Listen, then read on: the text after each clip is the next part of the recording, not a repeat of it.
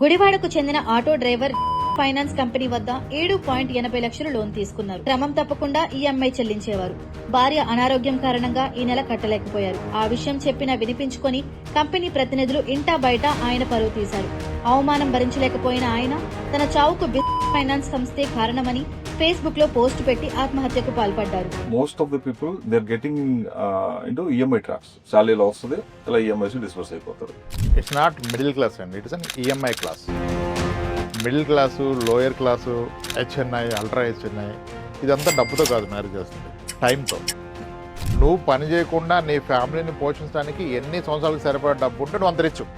EMI is not bad at all. EMI bad కానే కాదు. అసలు ఫ్యాక్ట్ ఏంటంటే today the economy has grown only because of EMI. People spending వల్లనే economy పెరుగుతుంది. Good debt and bad debt, మంచి అప్పు, చెడ్డ అప్పు. మంచి అప్పు అంటే నువ్వు చేసిన పర్పస్ని బట్టి డిసైడ్ చేయాలి. అంటే నేను అప్పుని ఎంతలో తెచ్చాను, దాని నుంచి నేను ఎంత జనరేట్ చేస్తున్నాను. అప్పుకి పర్పస్ ఏంటి? నీ అవసరానికి కొరకు చేసావా, లగ్జరీస్ కొరకు చేసావా? అవసరమైతే ఇంకా తప్పు లేదు కదా. ఎడ్యుకేషన్ అప్పు తప్పుందా? చదివే కదా భవిష్యత్తుని మార్చేది. చదువు కోసం అప్పు చేయి, ఇంటి కోసం అప్పు చేయి, హెల్త్కి ప్రాబ్లం వస్తే అప్పు చేయి. ఇన్సూరెన్స్ లేకపోతే అప్పు ఎప్పుడు కూడా సాధ్యమైనంత తక్కువ వడ్డీలో తీసుకోవాలి. 12% అబౌవ్ ఉన్నాయన్నీ బ్యాడ్. అప్పులు ఉన్న వ్యక్తికి ఎప్పుడు అత్యధిక వడ్డీతో అప్పులున్న వ్యక్తికి ఆస్తులు ఉంచుకున్న హక్కే లేదంట. మనకేమో సోషల్ ప్రెస్టేజ్ గుర్తొస్తుంది. నేను అమ్మితే అయిపోయాను అనుకుంటారు, నా పరువు పోద్ది అంటాడు. పరువు కాదు, నువ్వు పైన ఎవరు అడిగి. Relation has to be emotional. కానీ people are becoming more emotional on the assets. ఆస్తుల్ని, స్థలాల్ని, పొలాన్ని ప్రేమిస్తే భవిష్యత్తులో ప్రాబ్లమ్స్ వస్తాయి. నువ్వు ప్రేమించాల్సిన మనుషులు.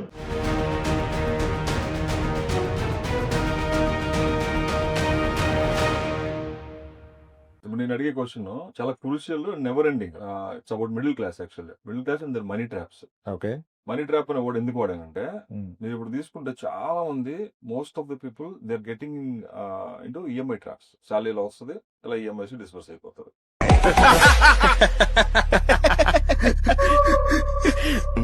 సో ఈ ట్రాప్ లోనే ఇట్లా తిరుగుతుంటారు అనమాట. అసలు ఏంటి మిడిల్ క్లాస్ ఈ ఈఎంఐ ట్రాప్స్ లో పడడానికి మేజర్ రీజన్ ఏంటి? ఇట్స్ నాట్ మిడిల్ క్లాస్ అండి, ఇట్స్ అన్ ఈఎంఐ క్లాస్. ఇంకో సెక్షన్ ఉందా ఈఎంఐ క్లాస్ అని? మిడిల్ క్లాస్లో మేజర్ పోర్షన్ ఇది ఈఎంఐ క్లాస్. దాన్నే మిడిల్ క్లాస్ అని చెప్పుకుంటున్నారు. సో ఫస్ట్ నా డెఫినేషన్ ఏంటంటే, middle class, lower class, HNI, ultra HNI, ఇదంతా డబ్బుతో కాదు మ్యారేజ్ చేస్తుంది, టైంతో. అంటే నువ్వు పని చేయకుండా నీ ఫ్యామిలీని పోషించడానికి ఎన్ని సంవత్సరాలకు సరిపడే డబ్బు ఉంటే నువ్వు అంతరించు. అంటే అది నీ లైఫ్ స్టైల్ని బట్టి డిసైడ్ అయింది. నెలకి 30,000 ఖర్చుల్లో అద్భుతంగా ఆనందంగా బ్రతికే అతనికి ఒక ₹1,00,00,000 ఉంటే ఇంకా లైఫ్ అయిపోయినట్టుగా. Then is an ultra rich కదా. డబ్బును బట్టి కాదు, మీరు పని చేయకుండా మిమ్మల్ని పోషించుకునే డబ్బు మీ దగ్గర ఉంటే మీరు రిచ్. ఎన్ని సంవత్సరాలు మీ దగ్గర ఉందని క్వశ్చన్, ఎన్ని కోట్లు ఉందని కాదు, ఎన్ని ఇయర్స్ మీ దగ్గర ఉంది. ద క్వశ్చన్ ఈజ్ నాట్ ఎన్ని కోట్లు. అంటే ఎన్ని ఇయర్స్ అంటే నెక్స్ట్ ఎన్ని ఇయర్స్ వరకు సరిపడా ఉందా? ఈ రోజు పని మానేస్తే రేపటి నుంచి ఎన్ని ఇయర్స్ హ్యాపీగా బ్రతకగలుగుతావు ఇలాగే ఏ పని చేయకుండా, అది డిసైడ్ చేస్తుంది. కానీ అందరి లైఫ్ ని ఈఎంఐ నుంచే లైఫ్ నడుస్తుంది. And at the same time EMI is not bad at all. EMI bad కానే కాదు. అసలు ఫ్యాక్ట్ ఏంటంటే today the economy has grown only because of EMI. People spending వల్లనే ఎకానమీ పెరుగుతుంది. ఆ స్పెండింగ్ మీరు అప్పు నుంచి చేశారా, ఆదాయం నుంచి చేశారా? నెక్స్ట్ ఇప్పుడు రీసెంట్గా వెరీ బాటమ్ లెవెల్లో వై ఈజ్ దట్ ఇండియాలో ఇన్కమ్ ట్యాక్స్ తగ్గించడం కానీ జిఎస్టీ తగ్గించడం, government want to increase the spending level of the people. అందుకొరకు చేశారు. ఎకానమీ బూస్ట్ ఈ స్పెండింగ్ మనీ. కానీ అప్పు తీసుకున్నాడు ఏం చేస్తున్నాడు? ఇన్వెస్ట్ చేస్తున్నాడా? ఖర్చు పెడుతున్నాడు. అందుకనే ఎకానమీ గ్రో అయింది. ఈ రోజు క్రెడిట్ కార్డ్స్ డిఫాల్ట్స్ అరౌండ్ 29-30% వచ్చినాయి. అయినా క్రెడిట్ కార్డు వాళ్ళు అప్పట్లాగా క్రెడిట్ కార్డు ఇష్యూ చేస్తున్నారుగా. యాక్చువల్ డిఫాల్ట్ ప్రాబ్లం అయితే క్రెడిట్ కార్డ్ బిజినెస్ వాళ్ళు షట్ డౌన్ చేయాలిగా. Because the kind of interest rate charge they are surviving. EMI bad కాదు, నువ్వు ఈఎంఐ ఎందుకు తీసుకుంటున్నావు అనేది డిసైడ్ చేస్తుంది అది బ్యాడా గుడ్ అని. అందుకనే that's where good debt and bad debt. మంచి అప్పు, చెడ్డ అప్పు. మంచి అప్పు అంటే నువ్వు చేసిన పర్పస్ని బట్టి డిసైడ్ చేయాలి. సో దీనికి ఒక కాన్సెప్ట్ ఏంటంటే, మనకి this a concept call net interest margin. Net interest margin అంటే మనం బ్యాంకులో 7%కి బ్యాంకులో డబ్బులు దాసాం ఎఫ్డి. పక్కింటోడు ₹1 వడ్డీ ఇస్తాంటే కూడా ఇవ్వకుండా బ్యాంకులో పెడతాం. ఎందుకంటే ఒక ఇండివిజువల్ నమ్మలేం. బ్యాంక్ అయితే నాకు ఇస్తాడు, నేను 7% వడ్డీ వస్తుందని బ్యాంకులో డబ్బులు పెట్టా. ఇప్పుడు బ్యాంకర్ ఆ డబ్బు నాకు 7% ఇవ్వాలంటే ఆ డబ్బు అలా లాకర్లో పెడితే ఇవ్వలేడుగా. అప్పుడు అతను ఆ డబ్బుని వేరే వాళ్ళకి లోన్ ఇస్తాడు. ఎంతకి? ఒక 14%, 16% లోన్ ఇస్తాడు. పర్సనల్ లోన్ అనుకోండి టిపికల్గా. అంటే నేను డబ్బు బారో చేసిన 7కి, నేను లెండింగ్ ఇస్తుంది 14కి. అంటే నా మార్జిన్ ఎంత? 7%. This is called net interest margin. అంటే ఎక్స్పెన్సెస్ పోగా వచ్చింది, మేబీ ఒక 2% ఎక్స్పెన్సెస్ కదా, ఇది మార్జిన్. ఇట్లా వ్యాపారాలు నడుస్తాయి. ఇదే లాజిక్ని మనం మన అప్పుకు కూడా వాడాలి. అంటే నేను అప్పుని ఎంతలో తెచ్చాను, దాని నుంచి నేను ఎంత జనరేట్ చేస్తున్నాను. అప్పుకు పర్పస్ ఏంటి? నీ అవసరానికి కొరకు చేసావా, లగ్జరీస్ కొరకు చేసావా? అవసరమైతే ఇంకా తప్పులేదుగా. ఎడ్యుకేషన్ అప్పు తప్పుందా? చదువే కదా భవిష్యత్తుని మార్చేది. చదువు కోసం అప్పు చేయి, ఇంటి కోసం అప్పు చేయి, హెల్త్కి ప్రాబ్లం వస్తే అప్పు చేయి, ఇన్సూరెన్స్ లేకపోతే. లేదు జబ్బు చేస్తే ఇంక ఇన్సూరెన్స్ రానప్పుడు అప్పు చేయడం కదా, తప్పలేదు కదా ఇంకా. అది అయితే all you should consider is అప్పు ఎప్పుడు కూడా సాధ్యమైన తక్కువ వడ్డీలో తీసుకోవాలి. తక్కువ వడ్డీలో ఉంటే అప్పు చేయడంలో తప్పలేదు. ఆ తక్కువ వడ్డీలో తెచ్చిన దాని నుంచి నువ్వు ఎంత ఎక్కువ రిటర్న్స్ జనరేట్ చేస్తున్నది క్వశ్చన్. ఇప్పుడు home loan is the best అప్పు. దాన్ని 100 చెప్తారు నెగిటివ్గా, ఇవన్నీ తప్పు. Home loan is the best. ప్రతి వ్యక్తి హోమ్ లోన్ పెట్టుకోవాలి. నీ దగ్గర డబ్బు ఉన్నా హోమ్ లోన్ తీసుకో. Because home loan is coming at today at 7.35. 7.35% loan వస్తుంది. అసలు ఎవడైనా నీకు 60 పైసలు వడ్డీకి అప్పిస్తాడా? హోమ్ లోన్కి నువ్వు 1 కోటి రూపాయలు తీసుకుంటే 60 పైసలు వడ్డీకి అప్పు తీసుకొని ఆ ఇంట్లో నువ్వు ఉంటున్నావు. ఎంత గొప్ప విషయం అది. హోమ్ లోన్ తీసుకోండి, ఎడ్యుకేషన్ లోన్ తీసుకోండి, కార్ లోన్ తీసుకోండి. మీకు రీపేయింగ్ కెపాసిటీ ఉంటే, అది మీకు అవసరం అనుకుంటే తీసుకోండి. ఈ లైఫ్ స్టైల్ ఉండేది కాదు సార్ ఈఎంఐ కాన్సెప్ట్ లేకపోతే. ఈ మనీ యాక్సెసిబిలిటీ, లోన్ యాక్సెసిబిలిటీ రాబట్టే ఈరోజు ఈ లైఫ్ స్టైలు. దాని వలన సర్వైవల్ పెరిగింది, లైఫ్ ఎక్స్పెక్టెన్సీ పెరిగింది. సో ఎప్పుడు అనార్గనైజ్ సెక్టార్లో అప్పు తీసుకోవడం తప్పు, ఆర్గనైజ్ సెక్టార్లో అప్పు ఎప్పుడు రైటే. బ్యాంకర్ దగ్గర, literally banker, not even non banking, అప్పు తీసుకుంటే అది రైటే. ఎందుకంటే బ్యాంకర్ ఎన్నో పారామీటర్ చూసి మీకు ఎలిజిబిలిటీ ఉంటే లోన్ ఇస్తారు, లేకపోతే ఇవ్వడం. ఎవరికి పడితే వాళ్ళకి ఎంత పడితే అంత ఎవరు బ్యాంకర్స్. కానీ అనార్గనైజ్ సెక్టర్లో బయట వడ్డీకి అప్పు తేవటం, చిట్టేసి ముందే పడటం తప్పు. ఎందుకంటే అక్కడ మీకు వచ్చే వడ్డీ చాలా ఎక్కువ, పడే వడ్డీ. మీరు ఇన్వెస్ట్ చేస్తే వచ్చే ఇంట్రెస్ట్ తక్కువ. కాబట్టి బ్యాడ్ డెట్ ఏది అంటే 12% అబౌవ్ ఉన్నాయన్ని బ్యాడ్. ఇక అత్యవసరం అయితే ప్రాణం పొద్దంటే తప్ప 12% పర్ ఇయర్కి మించిన అప్పు తీసుకోవద్దు. 12% వడ్డీకి మించిన అప్పు ఉంటే మీరు ఇంకా ఏ పెట్టుబడి పెట్టే హక్కే మీకు లేదు. ఇంకా పెట్టుబడులు కాదు, ఆస్తులు ఉంచుకునే హక్కు కూడా మీకు లేదు. ఎందుకంటే ఏ ఆస్తి కూడా 12% మించి పెరగదు లాంగ్ టర్మ్ లో. షార్ట్ టర్మ్ మీ స్టోరీలు చెప్పొద్దు. షార్ట్ టర్మ్ పెరిగినా అది పర్మనెంట్ కాదు, తగ్గినా కూడా తగ్గిందని కూడా చెప్పొద్దు. లాంగ్ టర్మ్ ఒక 10 years 12 years చూస్తే మీ ఏ ఆస్తి అయినా ఇంచుమించుగా 12% మించి పెరగదు కదా. మరి నేను అప్పు 18% తెచ్చి దాన్ని ఇన్వెస్ట్ చేసి 12% జనరేట్ చేస్తే తప్పు కదా.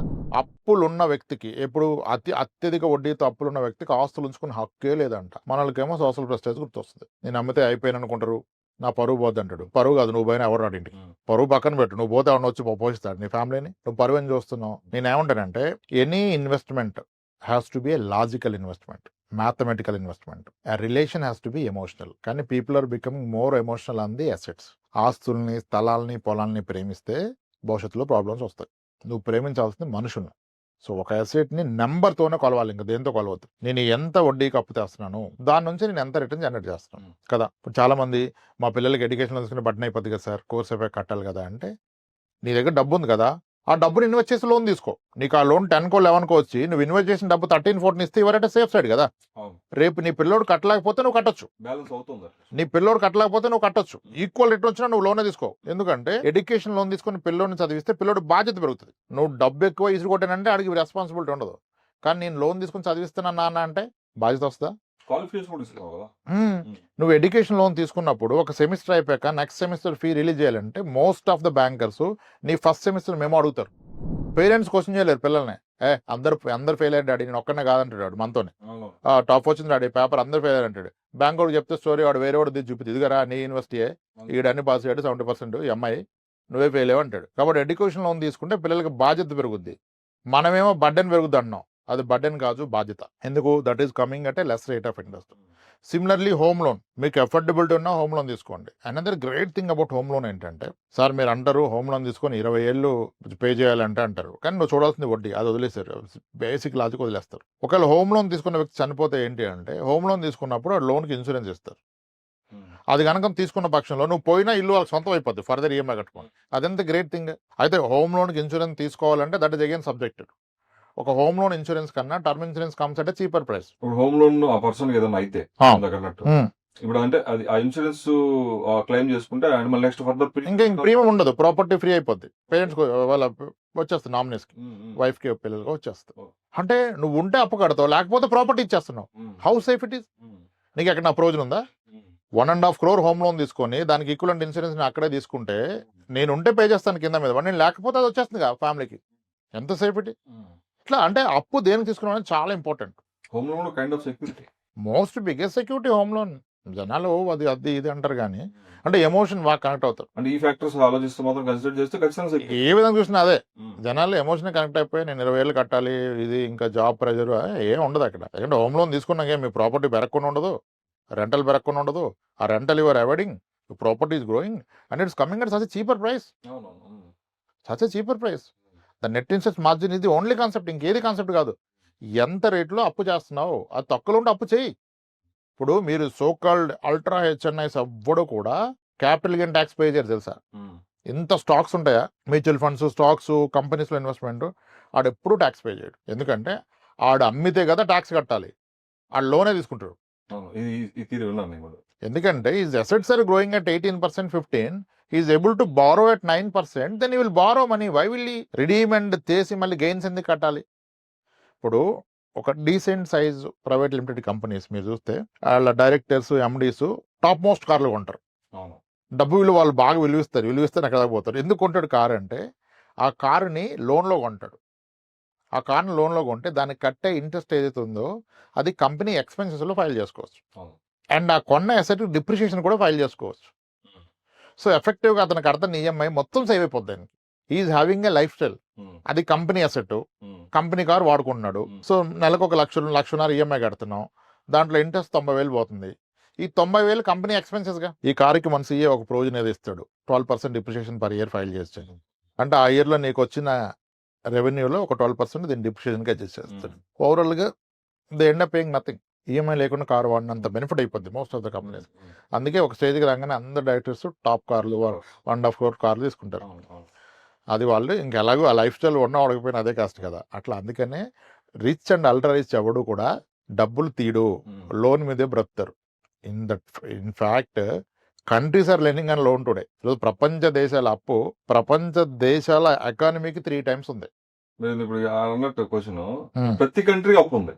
చైనాకు ఉంది, యుఎస్ కు ఉంది, యూరోప్ కు ఉంది. ఇక్కడ నా డౌట్ ఏంటంటే ఒక కంట్రీ ఇంకో కంట్రీకి అప్పు ఇస్తుంది. ఇప్పుడు మన ఇద్దరం ఉన్నాం, మీరు ఒక కంట్రీ, నేను ఒక కంట్రీ. ఇప్పుడు నేను మీకు అప్పు ఇచ్చాను, మళ్ళీ మీ దగ్గర నుంచి నేను అప్పు తీసుకుంటున్నా. ఇది ఏదైనా 1 way ఉండాలి కానీ 2 ways ఎందుకు? ఈ సెట్ ఆఫ్ చేయరు. అసలు అన్ని కంట్రీలు అప్పు తీసుకుంటే వాళ్ళకి అప్పు ఇచ్చింది ఎవడు? అదే ఎవడు ఇస్తున్నాడు, ఎవడు లెండ్ చేస్తున్నాడు? బ్యాంక్స్ దగ్గర ఉన్న డబ్బు ఎవరిది? Public money, పబ్లిక్ది. సో దేశాలకు అప్పు ఇచ్చింది పబ్లిక్, దేశాలు కాదు. ఈ పబ్లిక్ లో ఎంటర్ప్రెన్యూర్స్, రిచ్ పీపుల్ ఏమో ఈక్విటీలు ఇన్వెస్ట్ చేసి దే మేక్ మనీ. వీళ్ళు అతి జాగ్రత్త పనులు డెట్ లో పెడతారు. అదే దేశానికి ఇచ్చే అప్పు. మీరు పెట్టిన బ్యాంక్ అప్పుడు ఇవన్నీ అప్పులే. రేట్స్ నేను ఎక్కడ చదివాను లాస్ట్ టైం కూడా. అందరూ బ్యాంక్స్ డబ్బులు హోల్డ్ చేస్తాయి అనుకుంటారు, కానీ banks are holding debts.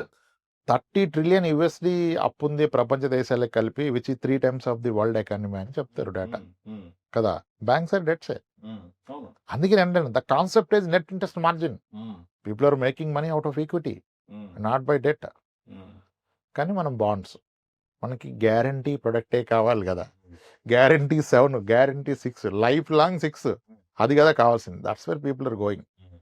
So any time you making a decision, beat and investment, beat a debt, అప్పు తీసుకున్నా ఇన్వెస్ట్ చేసినా మీరు వాడాల్సిన ఒకే ఒక లాజిక్ ఏంటి అంటే net interest margin. At what cost I'm borrowing, at what cost I'm investing. కాబట్టి నా వ్యాపారం 30% రిటర్న్ నాకు ఇస్తున్నప్పుడు నేను ఓడిలోను లైన్ ఆఫ్ క్రెడిట్ తీసుకొని నా ప్రాపర్టీ కొలెక్టరల్ పెట్టుకొని 9% బారో చేస్తే తప్పే లేదు. ఇంకా ఎమర్జెన్సీ ఎక్సెప్షనల్. లైఫ్ స్టైల్ కోసం అప్పు చేస్తే తప్పు సార్. బిజినెస్ కోసం అప్పు చేస్తే తప్పు ఎందుకు అవుతుంది? బిజినెస్ కోసం అప్పు చేస్తే తప్పు ఎందుకు అయితే? నువ్వు బిజినెస్ ఫెయిల్ అయినా తప్పు కాదు, you gain an experience, nothing wrong. నువ్వు లైఫ్ స్టైల్ కోసం ఇప్పుడు 70% ఆఫ్ ఐఫోన్ సార్ అని లోను, 80% ఆఫ్ కార్ సార్ అని లోను. నిజంగా నీకు కారు అవసరం, బిజినెస్, నీకు అప్పీలు ఉండాలి, నీకు వెండరు, నువ్వు వెళ్తే వాడు కనబడి నువ్వు తీసుకో కారు. అది ఎంత టూ మచ్ అయిపోయిందంటే లాస్ట్ చూస్తే iPhone version next model release అయిన ప్రతిసారి ఆ సేల్స్ వాటిలోనే జనాలు క్యూ కడుతున్నారు. Already iPhone model best model ఉంటది, దాన్ని నెక్స్ట్ అప్గ్రేడ్ చేసుకోవడానికి క్యూ కడుతున్నారు, మళ్ళీ లోన్స్ అవన్నీ ఈఎంఐస్. ఇప్పుడు వీళ్ళందరికీ హిట్ ఎప్పుడు ఇద్దండి సార్, ఏదైనా ఎకనామిక్ క్రైసిస్ వచ్చినప్పుడు హిట్ పడుతుంది, అప్పటిదాకా తెలియదు. మొత్తం ఇన్ ద ప్రాసెస్లో బ్యాంక్ నుంచి తీసుకుంటే వాడు ప్రాపర్ ఎలిజిబిలిటీ ఇస్తాడు సార్ మీ సాలరీ ఎంతని. కానీ మనం మిస్యూజ్ చేసి ఎన్బిఎఫ్సిస్ నుంచి పక్కన పబ్లిక్ మనీ చిట్టి తీసుకొని అది ముందు పడితే పడే వడ్డీ ఎక్కువ, బయట ₹2 వడ్డీకి తెచ్చి వేస్తే ఎక్కువ. ఇవి చేయకూడదు. రెగ్యులేటరీ ఫామ్లో ఉన్న బాడీ నుంచి తీసుకుంటే కరెక్ట్గా డిసైడ్ చేస్తారు నీకు ఎంతే వస్తుందా అని. అందరు చెప్తారు కదా సాలరీలో 40% మించి ఈఎంఐ ఉండొద్దని. అది ఇప్పుడు లోయర్ ఇన్కమ్ వాడికి, హైయర్ ఇన్కమ్ వాడికి 40 కాదు 70% ఈఎంఐ ఉండొచ్చు. ఇప్పుడు 5 లక్షల నెలకు జీతం వస్తే ఆ 2.5 లక్షలు ఏం చేసుకుంటాడు? డెఫినెట్గా 2.5 లక్షలు కాదు 3 లక్షలు ఈఎంఐ పెట్టుబడి ఏదో ఒకటి ఉండాలి కదా. ఈఎంఐ అంటే ముందే పెట్టుబడి పెట్టాడు. Having EMI is what you are investing in prior to make that net interest margin. తప్పలేదు కదా. సో కాబట్టి 40% మించిన కూడా తప్పు. ఎప్పుడు 1,00,000 2 లక్షలు ఉన్నవాడికి 40% రూలు. నీకు నెలకు 5 లక్షలు 6 లక్షల 40% ఎందుకు? ఏం చేసుకుంటావు మిగిలిన 60%? మీ సాలరీలో maximum percent towards EMI investment ఉండాలి. ఎందుకంటే కొన్ని ఈఎంఐలో నథింగ్ బట్ ఇన్వెస్ట్మెంట్సే కదా. ఇప్పుడు డాక్టర్ లోన్స్ ఇవన్నీ చాలా ఉంటాయి. సో అప్పు పర్పస్ ఏంటి, అప్పు వడ్డీ ఏంటి, దాన్ని పెట్టే దగ్గర మీకు వస్తున్న రేట్ని ఏంటి, దాన్ని బట్టి అప్పు తప్ప ఒప్ప అని చెప్పాలి. కానీ ప్రతి ఈఎంఐ తప్పు కాదు. ఎమోషన్ తగిలించడానికి ఈఎంఐ ట్రాప్. ఎవడు పడమన్నా ట్రాప్లో, ఎవడు పడమన్నా ట్రాప్లో నువ్వు వెళ్ళి పడి కదా. కొన్నిసార్లు వాళ్ళే బ్యాంక్ అసెట్ ట్రాప్లో పడుతున్నారు, డిఫాల్ట్స్ పెరిగిపోతున్నాయి కదా. So purposeful up is always right. పర్పస్లెస్గా లైఫ్ స్టైల్ అప్లికేషన్ చేసే అప్పులు మాత్రమే తప్పు. యంగ్స్టర్స్ చేస్తారు, వాళ్ళు చేయాలి, రియలైజ్ అవ్వాలి. ఎంత ఎర్లీ ఏజ్లో తప్పు చేస్తే అంత మంచిది. అది లో కాస్ట్. నువ్వు డబ్బు సంపాదించక అప్పు చేస్తే హై కాస్ట్, ఇంకా దాన్ని రికవర్ అవ్వలేవు. 25 ఏళ్ళలో తప్పులు చేస్తే మంచిదే కదా. త్వరగా తప్పులు చేయండి నేర్చుకోండి, తర్వాత మంచి సెటిల్ అవుతారు. ఇప్పుడు తప్పులు చేయకుండా చేర్చుకుంటే తర్వాత పెద్ద తప్పు చేస్తే ఇంక సెటిల్ గారు కదా. లో కాస్ట్ తప్పులు చేసుకోవచ్చు, హై కాస్ట్ తప్పులు చేయొద్దు. EMI is very good, EMI is not bad.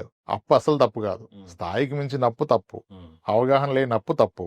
నీకున్న ఆస్తులు పెరిగే రేటు కన్నా ఆ ఆస్తులు ఎంత పర్సెంట్ పెరుగుతుంది దానికంటే ఎక్కువ రేట్లో అప్పు చేయటం తప్పు. కానీ అప్పు చేసిన ఆస్తులు కూడా బట్టి అప్పు తెచ్చిన వడ్డీ కన్నా ఆస్తులు పెరిగే రేట్ ఎక్కువ ఉందంటే దట్స్ గుడ్ అప్పు. ఈ లాజిక్ తెలుసుకోవాలి. అప్పుకు దూరంగా ఉండడం కూడా తప్పే. సార్ నా జీవితంలో అప్పు చేయలేదంటే గ్రో కాలే రాదు కదా. ఈరోజు నాకు ఒక 3.5 crores అప్పు ఉంది. But I have a logic why I'm holding my అప్పు. 3.5 crores అప్పు ఎందుకు పెట్టుకున్నా? ఎందుకంటే నా investments are growing at a much better phase then my అప్పు. నా డెట్స్ 7.8లో ఒకటి ఉంది, 9.99లో ఒకటి ఉంది. డెఫినెట్గా my investments are growing at far better rate than this. Close చేయాలంటే I can just like close చేయొచ్చు, కానీ చేయట్లా. ఎందుకంటే I'm making a net interest margin. ఈ లాజిక్ అప్లై చేయాలి. అంతేగాని అప్పు తప్పు అంటే అది ఇంకా పెద్ద తప్పు కదా. అప్పు వడ్డీ కట్టలేక మళ్ళీ అప్పు చేయడం అనేది ఇంకా శుద్ధ తప్పు. అప్పును తీర్చడానికి అప్పు చేయడం తప్పు. People social prestige, pressure, comparison, దానికోసం బ్రతికే వాళ్ళే నాశనం అయిపోతారు. నాకు అప్పు ఉంది ఇంత వడ్డీ అంటే గంట ₹2 వడ్డీ అంటే అమ్మాయి ఇల్లు అంట, అమ్మాయి స్థలం, అమ్మాయి పొలం, అమ్మాయి బంగారం. ఎందుకంటే ఇదంత పెరగదు. బియాండ్ పాయింట్ నువ్వు రిలీజ్ లో మొత్తం ఆఖరికి ఫోర్స్ఫుల్ అమ్మాల్సి వస్తుంది. ముందు అమ్మంటే అమ్మో ప్రెస్టేజ్ సార్ అంటాడు. ఇక్కడ ఇంకో పాయింట్, మీరు ప్రెస్టేజ్ వల్ల నేను అమ్మలేను అనే పీపుల్ ఎవరన్నా కూడా, ఇప్పుడు ఏదైనా ఒక సిచ్యువేషన్ అక్కరైంది, మోస్ట్ ఎమర్జెన్సీ, మీకు వేరే ఆప్షన్ లేదు, ఆ టైంకి నువ్వు అది అమ్మాల్సి వస్తే నీకు ప్రియారిటీ ఇదే అదా? అంతే ఇంకా ఆబ్వియస్ గా అంటే కదా. ఇప్పుడు సిచ్యువేషన్ డిమాండ్ చేస్తుంది కదా సార్. అదే కాదు, ఇప్పుడు నీ ఆస్తులు ఏ ఫామ్ లో ఉన్నాయి, లిక్విడ్ అవుద్దా లేదా కూడా క్వశ్చన్ కదా. నా దగ్గరకు వస్తారు, మాకు పొలాలు ఉన్నాయి సార్, 88 ఎకరాలు, 20 ఎకరాలు, 12 ఎకరాలు, ఎకరం 60 లక్షలు 80 లక్షలు అయిపోయింది, హైవేకి అంటాడు. హెల్త్ తీసుకొని అంటాడు. ఎందుకు సార్ ఆరోగ్యంగా ఉన్నాం అంటాడు.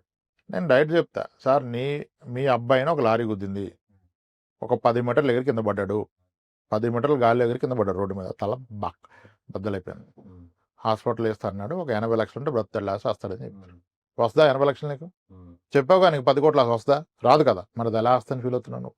మొత్తం కాకపోయినా కొంత మేరకు మన ఆస్తిని లిక్విడ్ అసెట్లో పెట్టుకోవాలని చెప్పేది అందుకే, ఇన్సూరెన్స్లు చెప్పేది అందుకే. ఎందుకు ఈ లాంగ్వేజ్ వాడతాం అంటే ఆ లాంగ్వేజ్ వాడకపోతే వాళ్ళకి అర్థమవుతుంది. ఎంత సాఫ్ట్గా చెప్తే ఎట్లా అర్థమవుతుంది? చాలా మంది అఫెండ్ అవుతారు ఆబ్వియస్లీ, మీరు ఇంత స్ట్రైట్ చెప్తే. మరి అవ్వకపోతే అలాగా తిట్టుకుంటాడు మన ఒకసారి, కానీ ఆలోచన పోదుగా, ఏంది ఎంత మాట అన్నాడు అట్లా ఎందుకు అవుతుంటాడు. అయితే ఏంటి, నేనంటే నా దగ్గరకు వచ్చి కూర్చొని నా అసెట్ చెప్తే నేను ఫస్ట్ కండిషన్ చెప్పేది అదే, సార్ రేపు పొద్దున్న మీరు పోతే లేవకపోతే do you think your family can manage your assets? If your answer then your assets are right. If you no answer difficult వాళ్ళ కాదంటే యువర్ అసెట్స్ ఆర్ రాంగ్. ఆ కండిషన్ ఉందిగా. అందుకే ఇన్ని కండిషన్లు వచ్చినాయి. టర్మ్ ఇన్సూరెన్స్ ఎందుకు వచ్చినాయి? మనిషి పోతారనే కదా, పోతున్నారు కదా. అలా చెప్పకపోతే ప్లానింగ్ అవ్వ సార్. రియాలిటీ మాట్లాడే హార్ష్గా అంటే my role is not to impress someone, it is to make them realize what is real, what is fact. నేను నమ్మిని చెప్తున్నా, నేను రాంగ్ అనుకుంటే ఇంక తప్పే లేదు, ఇంక ప్రాబ్లమే లేదు, అక్కడ కట్ కదా. నేను రైట్ అని కూడా నేను చెప్పి తినాలా. సో నా దగ్గరకు వచ్చింది నేను పొగట్టని కాదు, నేను నమ్మింది, నా ప్రాక్టీస్ నేర్చుకుంది, నాకు తెలిసింది చెప్తా. నీ జడ్జ్మెంట్ నీదేలే, యు ఆర్ ది జడ్జ్. నేను ఓన్లీ ఆర్గ్యుమెంటే కదా. If you feel my argument has a meaning, you follow me, if not delete me. Who am I? నేను ఎవరు నీకు చెప్పడానికి కానీ కదా.